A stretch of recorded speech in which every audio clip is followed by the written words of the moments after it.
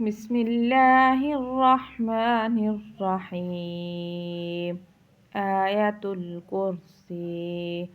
الله لا إله إلا هو الحي القيوم